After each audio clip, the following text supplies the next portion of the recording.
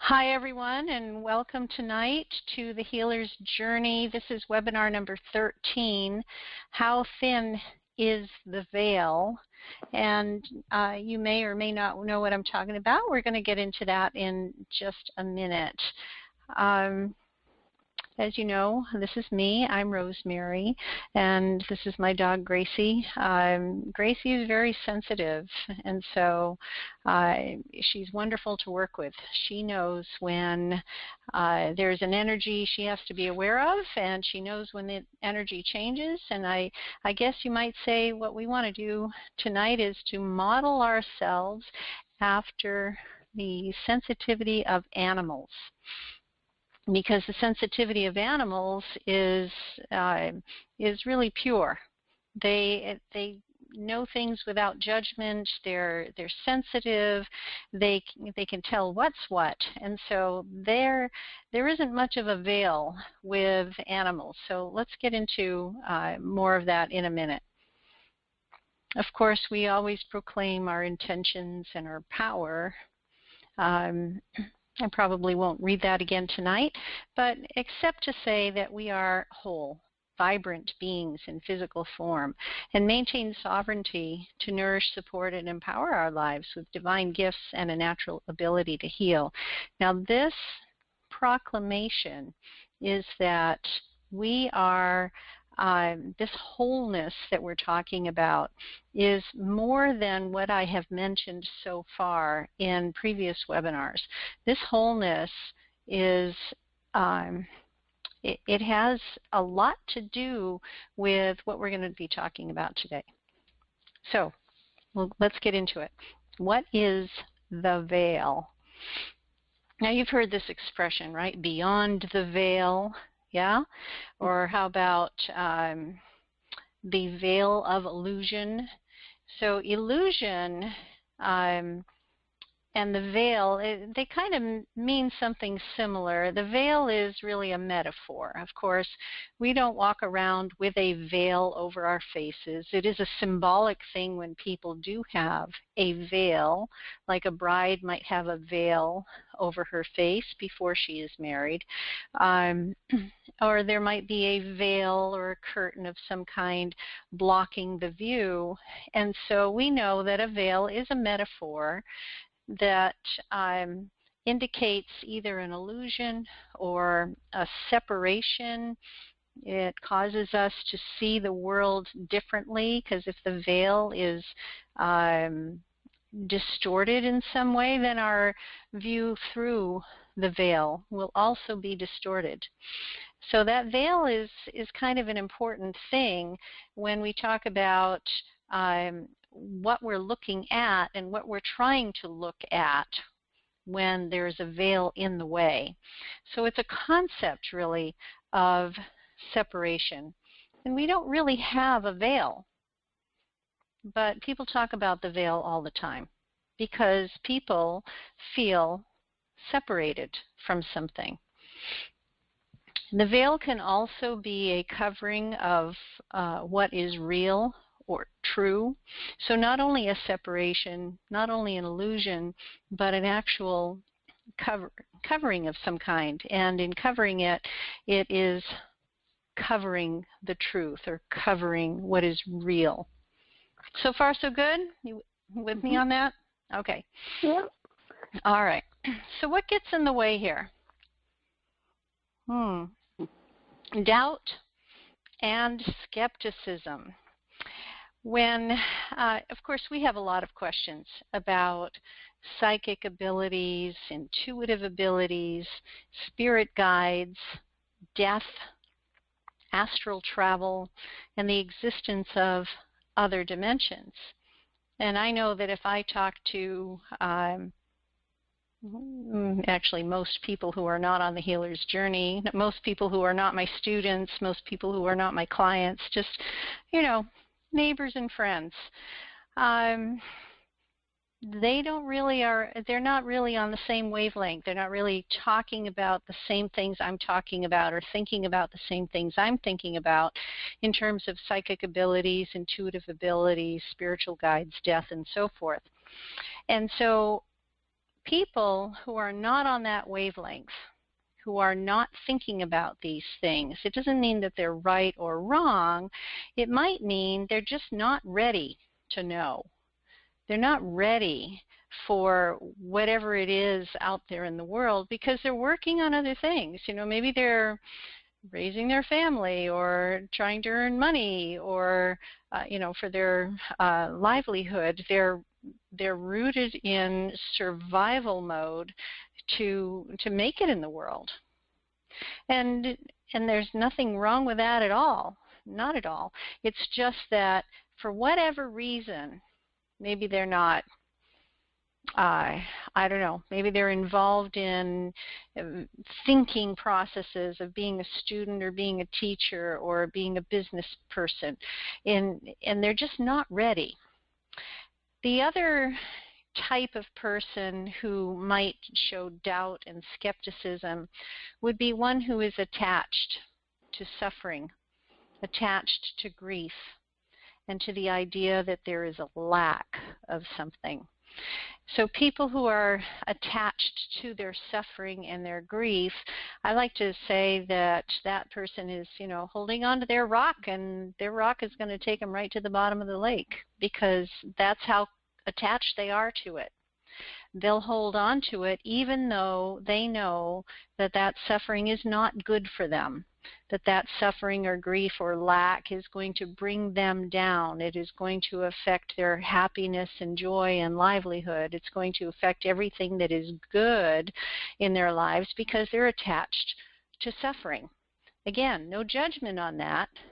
It's just the way they feel about things. Do you know anybody who is attached to suffering or attached to grief?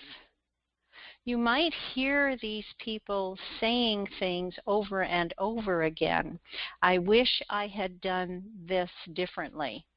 See, regrets, right? Or blame, or I'm so unhappy, I'm so sad, I'm so depressed, I am, followed by a negative word, right? So they're really attached to that vibration of suffering, grief, and lack, not having something. And so that's all they can see, that's all they can look at. And in that case, that kind of person is going to have a lot of doubt and skepticism that there's actually something better.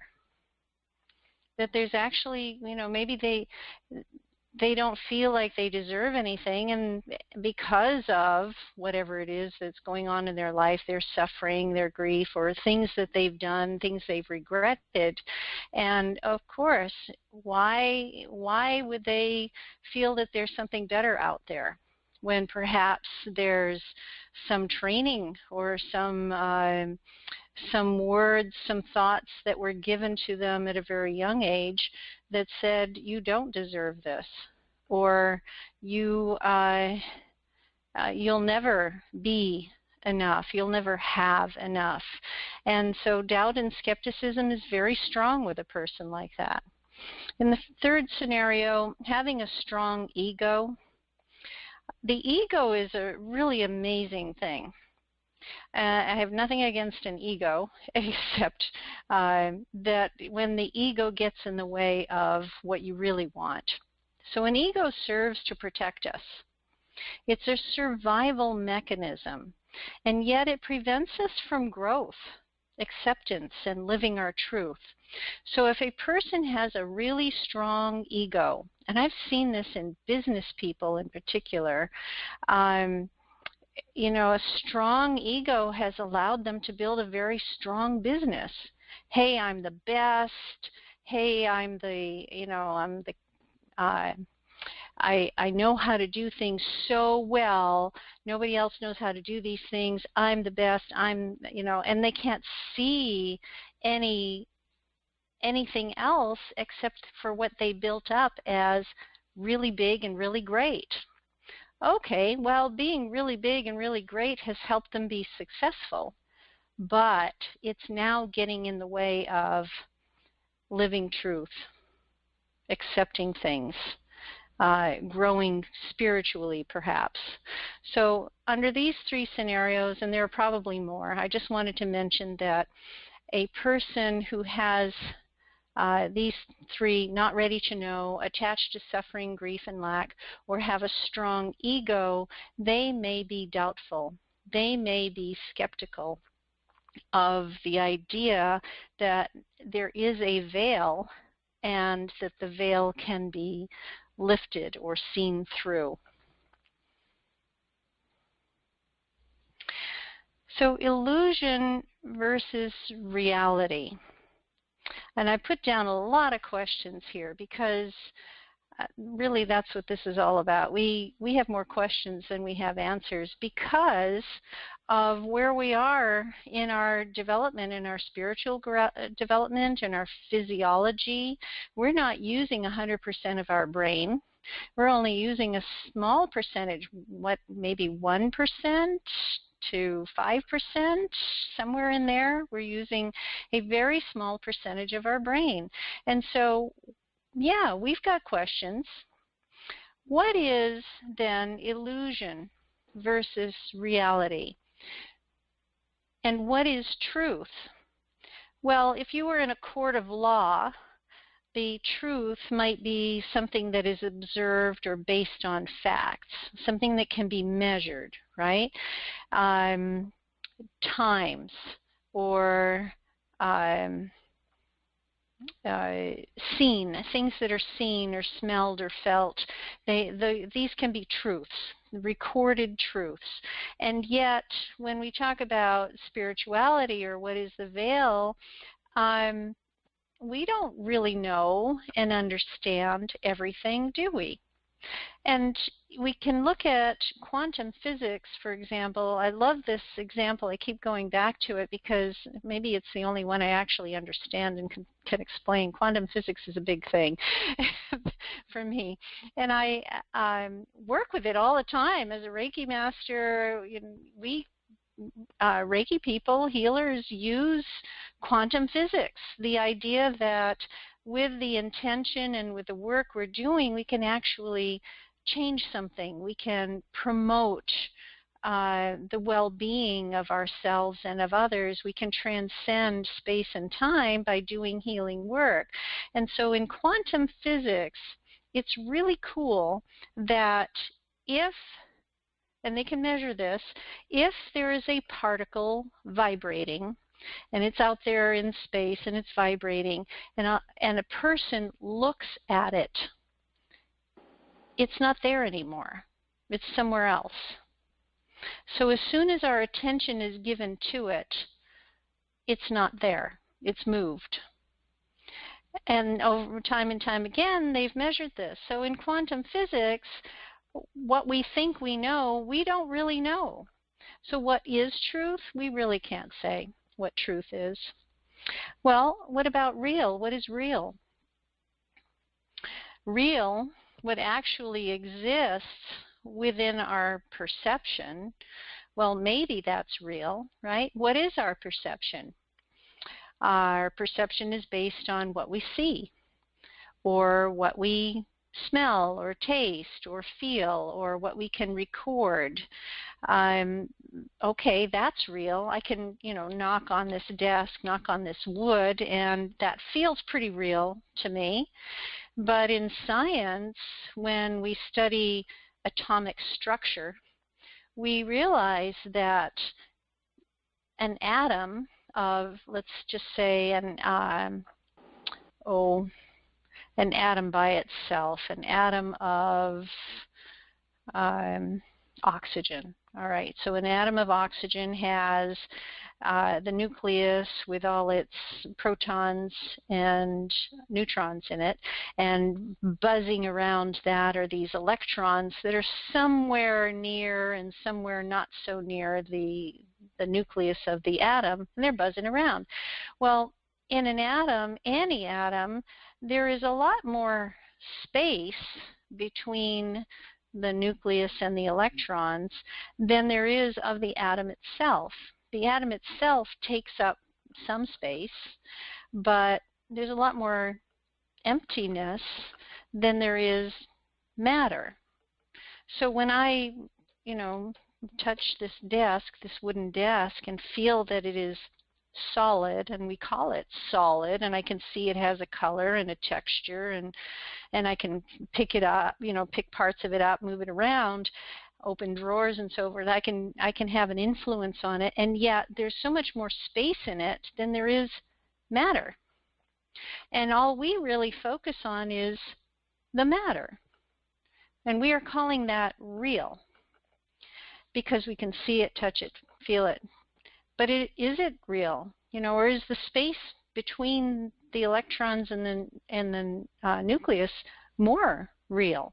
Is the space really what we're talking about here? Is that what we should be focusing on? Or is it only what we can perceive? The next question, are dreams real? I love dreams. I dream a lot. And don't they seem real, right? When you have a dream, doesn't it feel real to you? Like somebody's really there, that you're really having a conversation with this person, and it feels genuine. Well, in a dream state, if we are actually asleep and dreaming, we have different brain waves going on. We have theta brain waves. In our wakeful state, we've got beta waves, and if we get relaxed, then our brain waves change and they're more alpha. That's a relaxed state. And in the dream state, we have theta waves. And theta waves don't only happen while you're dreaming. If you practice and you train yourself the way I have, then you can not only relax into an alpha state, but you can relax into a meditative theta state. And so you can be dreaming or having the effects of dreaming while you're not asleep. So are dreams real? Sure. Why not?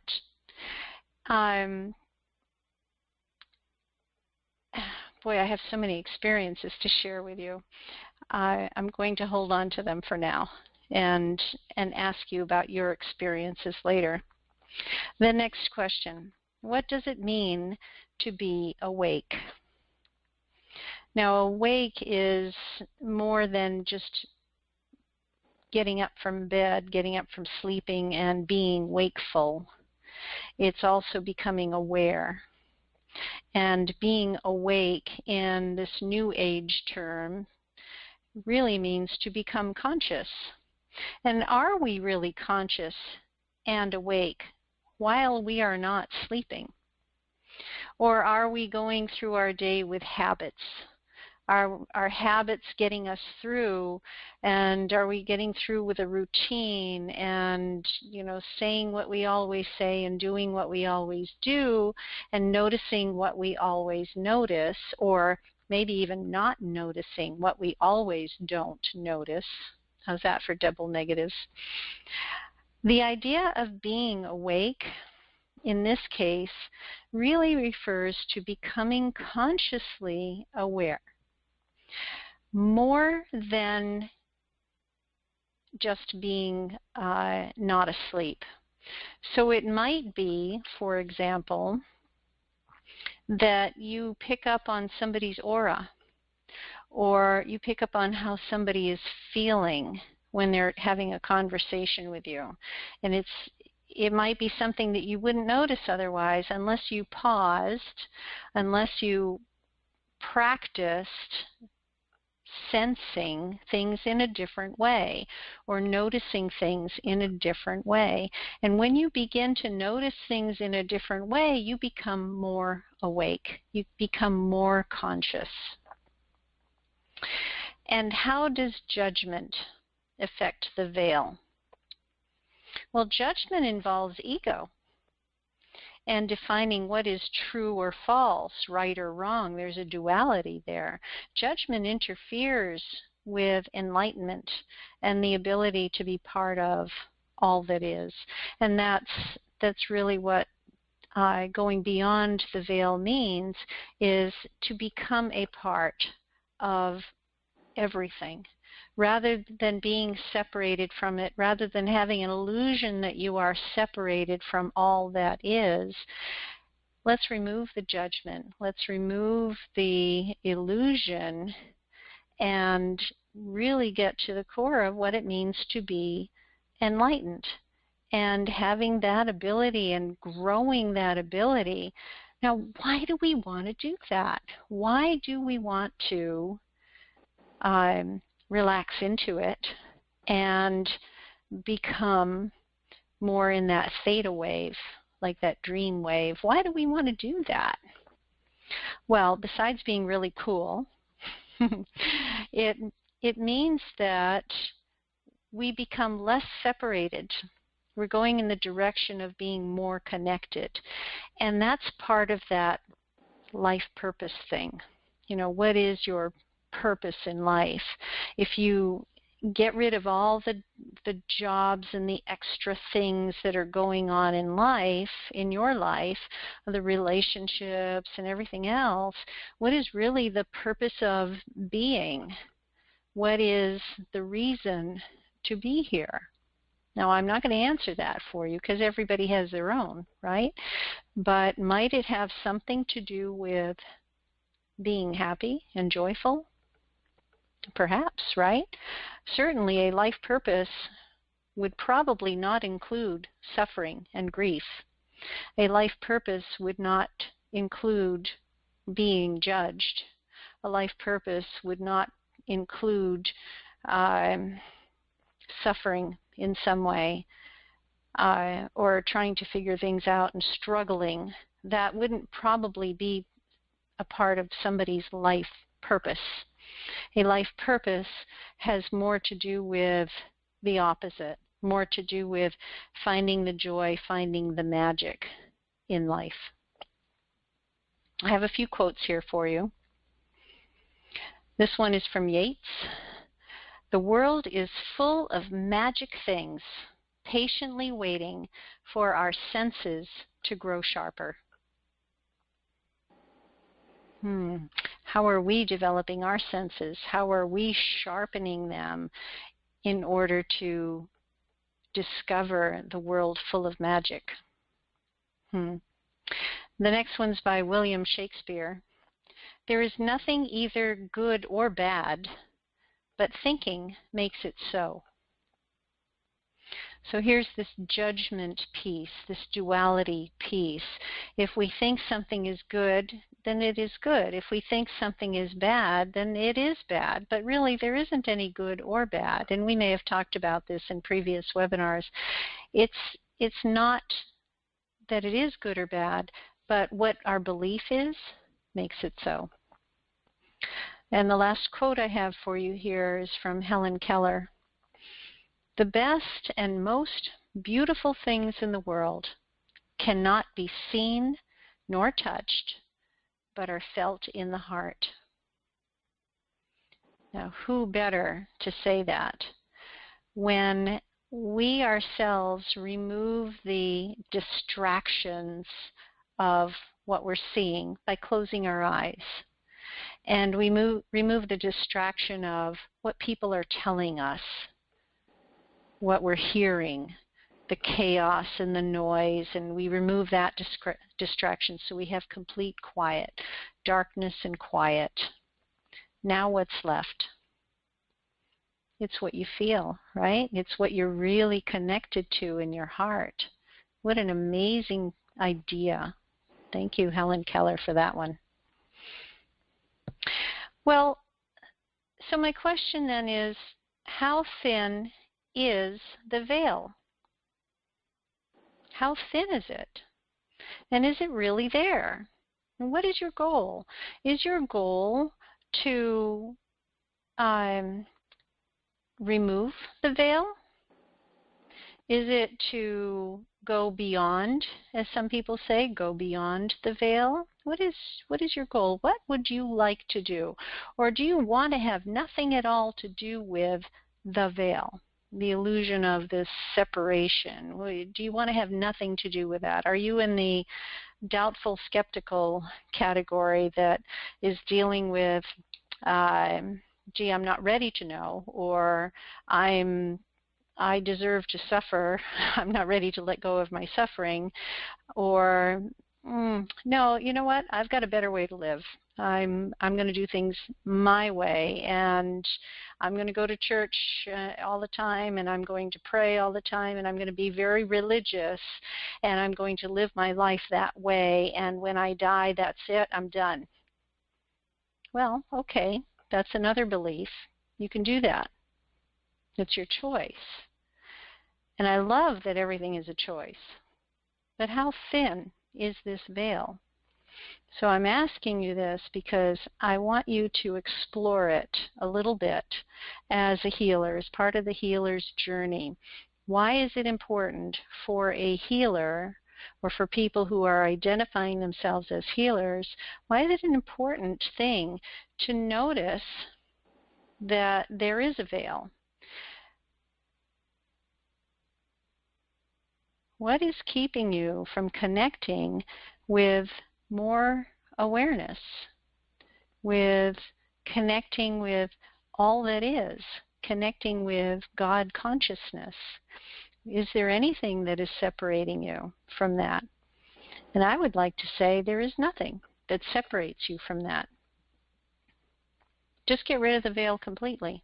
There is nothing that separates you from your awareness of all that is, because all that is lives in you. All that is everything around you. It's my dog Gracie, who is sensitive to everybody's energy. It's this beautiful bamboo plant I have on my desk that has grown here for years. I can't imagine how it grows in that tiny little pot, but it does. And so it is a representation of all that is. I'm just astounded when I sit back and get out of my head for a little while and drop into that theta wave feeling of meditation and connect and really feel it. I'm also grateful that I can do that, and grateful that I'm not always like that. I can't imagine being in the world, living in the world, and functioning in the world if I were always in that dreamlike state. That wouldn't work very well. I wouldn't be able to drive. I wouldn't be able to go out and on my walks and enjoy things in that way. I wouldn't be able to be in the world if I were always in that dreamlike theta state. So, okay. How is it then that we can be in our physical bodies and we can be awake?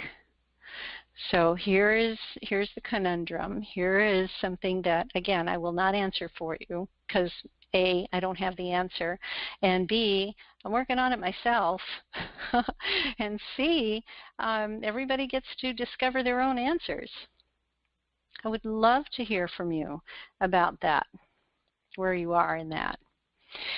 The Illumination Reiki program that we have coming up starting this weekend and continuing on is really something to keep in mind. It was born of the theta waves. It was born of connecting to all that is and recording the messages and recording the coincidences and recording the evidence, you might say, because as a scientist, that's what I like to do. My daughter, also a scientist, she likes to do that too. But it's a shamanic Reiki program. It means that in order to do the big work, do the big stuff, the fun stuff, the psychic awareness and the Akashic records and the soul work and the journeys and all that. In order to do that big stuff, we have to be really physically present. We have to know what it really means to be in our bodies, to be grounded, to feel, and to be able to move. And in all of the big work practices that my daughter and I do, it comes from a very strong foundation of being grounded. And I've talked about this before in other webinars. It is one of the most important practices. I would say that if you continue to work on being grounded, then also trust that you are grounded. Don't doubt, all right? Because if you're working on being grounded, then yes, you are grounded. And you continue to come back to it because things happen and you won't be grounded. But those are important elements of doing some of that other big work. So I am able to go beyond some of that suffering and going beyond the grief and going beyond the feeling of attachment to those things and going beyond ego and going beyond some of the other things we talked about, because I have let go of the doubt. I've let go of some of the conditioning that I grew up with. I'm not saying that somebody told me what to do. I thank my mother for all her wisdom as an empathic, kick-ass mom. She part of the divine feminine lineage that my daughter and I express. It's just interesting to see how all of this is manifesting in the world today. Now, I will share a personal moment with you. A couple of days ago, my sister-in-law passed away, and she's in New Hampshire. She was sick for a long time and went through chemo and radiation and all their whatevers. And I was working on her for years, energetically, spiritually. Whenever she asked, I would certainly work on her. And I was aware that she was near death. And the following morning, I woke up. It was, I don't know, maybe 4 o'clock in the morning or so. I woke up. And I saw her in my mind's eye. I saw her really clearly. She was looking right at me. She was very healthy looking, smiling face. She looked so young. She looked like she was in her 20s. Her hair was up. She was like she was dressed to go out. And she said something to me, and then a few hours later, I got a call from my brother that she had passed. And when she appeared to me, I knew that she had passed. And I was smiling. I wasn't grieving. I was smiling because she was smiling. So I transcended the veil for that moment. Of course, I spent the rest of the day not very happy. I was sad, of course. And that's my humanness of being sad and missing her. But I got to see her smile. And I loved that experience. I loved that I could do that. I appreciated that she took a moment to come my way and appear in that way to me. And this is one of the things that I know everybody has been gifted with at one point or another in their lives. They've been gifted with a vision or a feeling, a knowing. And that's why you're here. That's why you're watching and listening with me, that we can do this. We can go beyond the veil. And that veil, by the way, is either really, really, really thin and getting thinner, or it is just not there. And I'd like to say it's not there. There's no veil. There's no separation. There is no illusion, because we have a choice of dropping into that connection and feeling it and letting it grow within us whenever we want, and appreciating our animals and appreciating our houseplants and appreciating our relationships and feeling like Helen Keller felt, feeling from the heart. Well, I'm rambling now. That happens. I get to ramble once in a while. I just wanted to mention that the Illumination Reiki classes begin soon. This is for people who have been trained in Reiki 1 and Reiki 2. You're ready to go to the next step of in between. Now, sometimes I call people up who have been Reiki students, and I say, how's it going? How are you doing? And how's that Reiki working for you? And sometimes I hear, oh, you know what, I'm just not using it very much, or I'm trying, I'm using it occasionally, I'm working on myself. Yay, that's a win. If you're working on yourself, that's a win. And not everybody is going to jump into Reiki master classes. It takes time. After you're done Reiki 2, it takes a lot of time for people to say, I'm ready for Reiki Master. And what we'd like to suggest is that maybe you're never ready for Reiki Master. Maybe that's not your path. That's okay. But what about other kinds of spiritual growth? Would it be a good idea for you to step into something that feels like you can embody it, like you can work with it, work with these energies a little bit more in solid form, embodied form? We've got some delightful exercises in which you actually will be moving the symbols, moving these energies through your body and becoming aware of how they feel inside you. And so if you're working with yourself only, great. If you're working with another person or other animals, then your body might even become a pendulum in some way. You might even be able to use what you learn in this class to discern imbalances, to discern alignments, to discern how a person is feeling, or how they might affect you and your energy. So by embodying these symbols and techniques and learning these exercises, you're going to be integrating higher energies a little bit more deeply. And in using those, you will allow your self to grow a little bit more. So we're really excited about that.